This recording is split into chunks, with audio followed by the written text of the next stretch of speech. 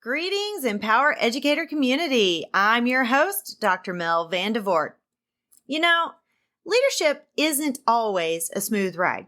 It comes with its fair share of challenges and obstacles, but here's the inspiring truth. Impactful leaders are those who rise above adversity, persist through difficulties, and emerge stronger on the other side. In this episode, we're tackling the real-world hurdles that educational leaders face and exploring the why behind the importance of resilience and determination in the pursuit of impact. So grab your kombucha or your coffee and sit back with a notebook and pen because today we're going to talk about overcoming challenges to impactful leadership.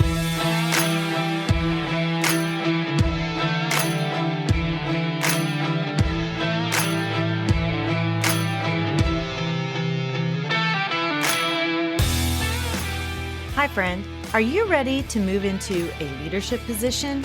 Do you have interests and ambitions that you want to pursue, but feel like you don't know how to take that next step? Maybe you want to start your own coaching or consulting agency. I'm Mel, and I help educators define their career path through correct mindset, knowing your options, and getting prepared for your career transition. I will show you how to level up your leadership skills, share your expertise in a new way, create impact on a larger scale, and put your leadership in motion. As an educator for over 20 years, I started to feel underused and like I had more to give.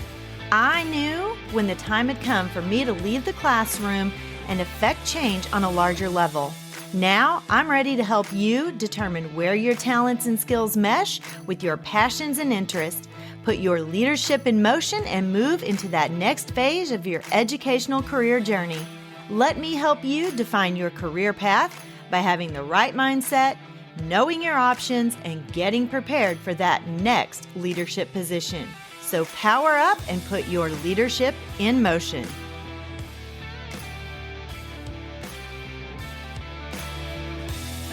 Hey, educational leaders. It is Friday. Happy Friday. The end of the work week, going into the weekend. Friday is just such an awesome day. Now, don't get me wrong. I love every day of the week, especially when I was working at a school and I was able to be with the kids and my coworkers. And it's just such a great atmosphere when you get to be loved on by a kindergartner or you get to high five a sixth grader. And you get to collaborate with your friends and your colleagues. And my colleagues always become my friends. So I can call all of the people that I've worked with in my past my friends. But there is just something about a Friday afternoon and knowing that the weekend is coming and you've given it all week long. And now you get to enjoy a couple of days of downtime. And this coming weekend is what we call Pioneer Days in the town where I lived for 30 years. And it is our awesome fall festival. I just love it. And I'm going to go home. It's my dad's birthday and we get to just hang out. And he got a new car that he's going to put in the car show. It's a Nova. Please don't ask me what year it is because I can't remember, but it's awesome. It's red and he's so proud of it. And he is going to put that in the car show and we're going to have dinner for his birthday and we just get to relax and enjoy each other's company. And as stressful as the week can be, it's always so important to take a little time to just recuperate, relax, rejuvenate, and enjoy your family and enjoy some fun over the weekend. So I hope that you guys, after working all week, are able to just enjoy this coming weekend.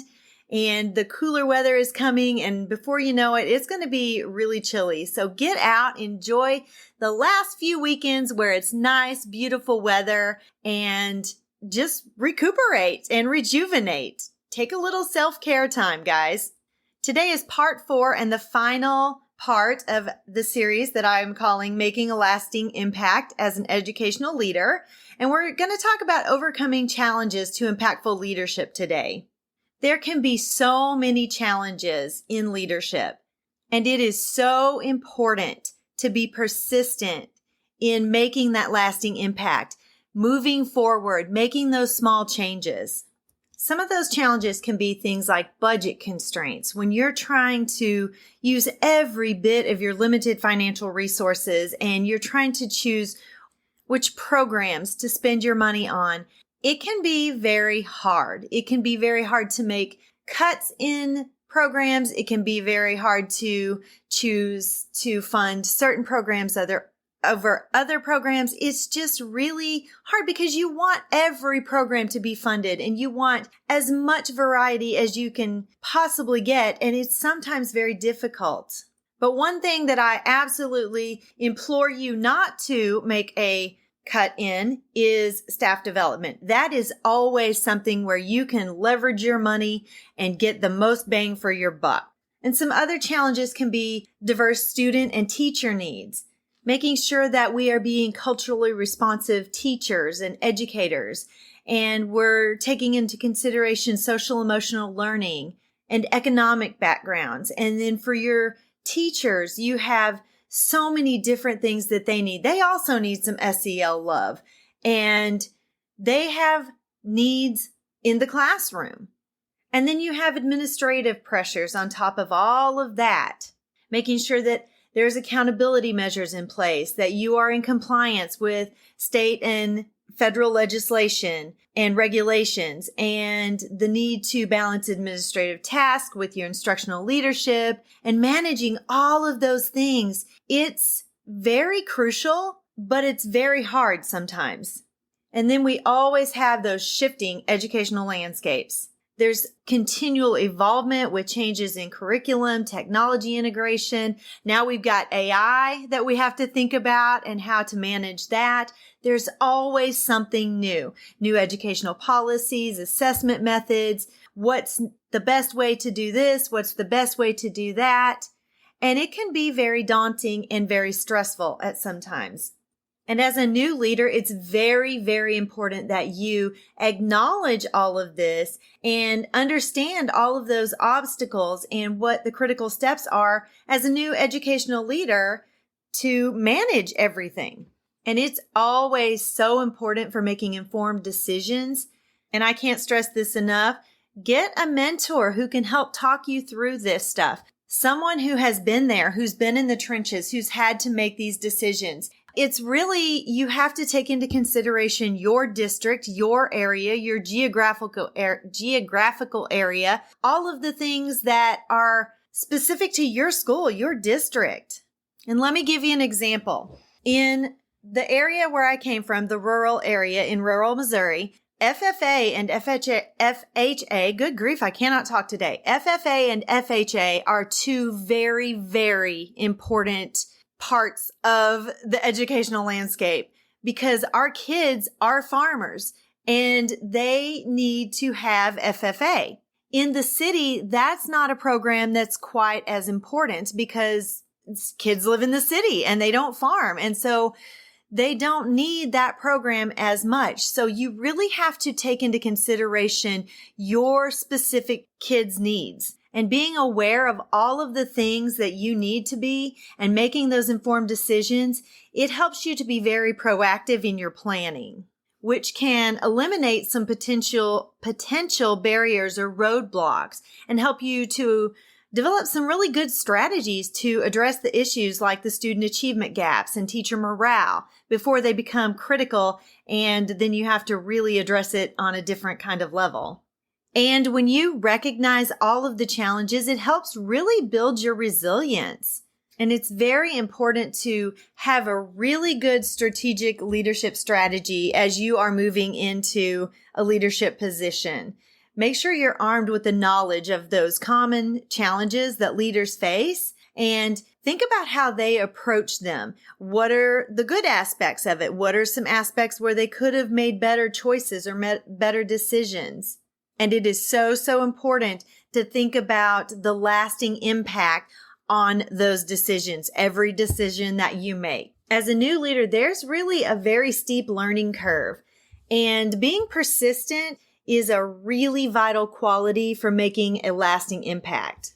And it means not giving up when you're faced with setbacks and challenges and obstacles. Instead, it involves learning from these experiences and adapting to overcome any challenges that you face. So what are some strategies for navigating those challenges? Well, you can stay informed and stay flexible. Keep yourself informed about the latest educational trends, research, and policy changes. One thing that I did constantly as a new teacher was go to my State Department of Education's website. That's where I knew I would find all of the answers that I needed, and they would be the answers that I truly needed. And I always joined as many professional associations as I could so I could network, I could learn from others, I could hear information, see what was new and current, and always collaborate with other people. Collaborate with your parents, your teachers, your community, and seek their input. Get their view of how things are going and use that to make decisions. And it is so, so important as a new leader to develop problem-solving skills. Strengthen your problem-solving abilities by breaking challenges into manageable parts. Identify the root cause of your issues and explore multiple solutions. And lean on your support network. Get a mentor. I cannot stress this enough, and you will hear this a million times. You can never have enough mentors or enough colleagues to bounce ideas off of. Find ways to network. Go to events where you can meet new people, new colleagues. You never, ever know who can help you along the way. I am constantly networking online and in person as much as possible. I am building relationships. I am listening to people and trying to understand what they are doing and where they're coming from. And I've made some amazing connections. And there are things that I didn't even think of. I just made a connection with someone that I'm going to meet with next week for the first time. And she is an amazing person here in the St. Louis area. And she is doing some amazing work. She's not an educator, but she's educating people. And she's got some new programs that I am on fire to be part of. Make a commitment to continuous learning and developing yourself professionally. Attend workshops, conferences, seminars that focus on leadership, resilience, and change management. Learning from experts in these areas, it's going to equip you with the tools and the strategies you need to overcome those challenges. I'm in some Facebook groups where there are some amazing things being said. I go in there and I am just in awe of some of the things that I am seeing and hearing from other principals and leaders in education. And above all, prioritize self-care because it is vital for your resilience. You do not want to get burned out first thing. So ensure that you take time to recharge physically and mentally. And that's what I was talking about with the weekend. You have to take some days off. Guys, make the weekend your own. We all have this thing where we feel like we cannot take off and put our school duties or our work duties aside and focus on ourselves and our family. And if you don't, you're going to burn out quickly and you're going to be resentful of things. And your family is going to be resentful of you because you're choosing work over them. And that is not a good place to put yourself in, especially as a new leader. And another way to prioritize self-care is really to establish some good routines that promote well-being. Make sure you have time for exercise and mindfulness practices and spending quality time with your loved ones. The very first thing I do every single day when I get up, I make myself a cup of coffee. I get out my YouVersion app, which is my Bible app, and I sit down and I spend some time with God every single day.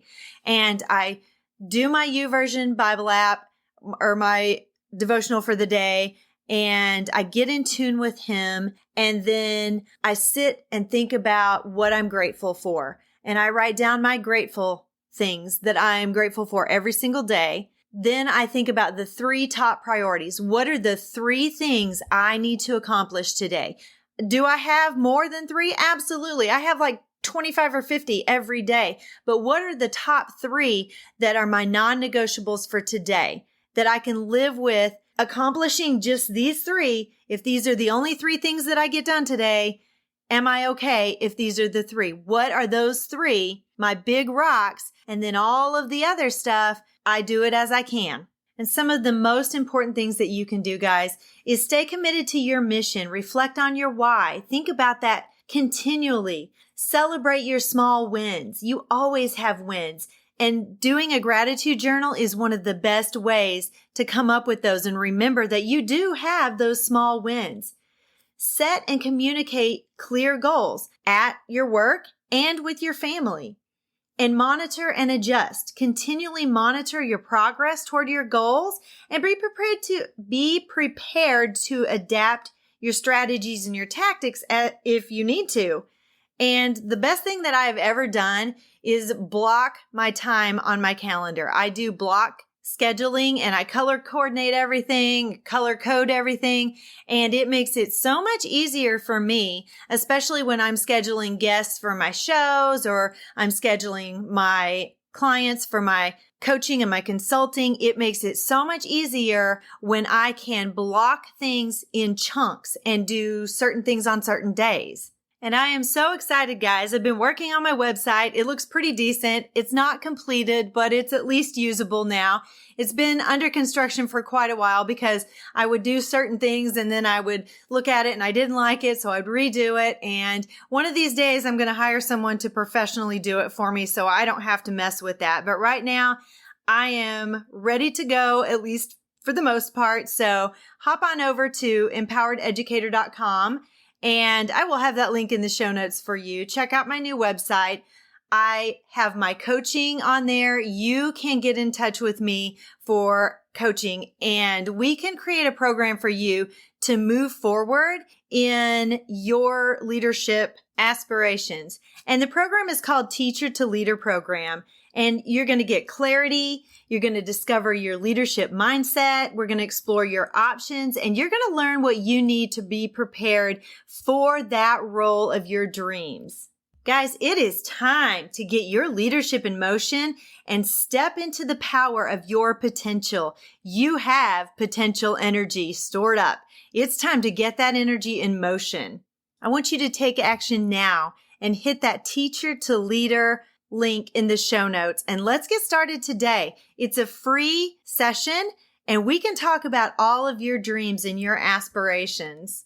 And make sure that you hit the subscribe button on the platform in which you're listening so you never miss a show. And I hope today's show was a blessing to you as you continue on your path toward everything that God has in store for your life and your career.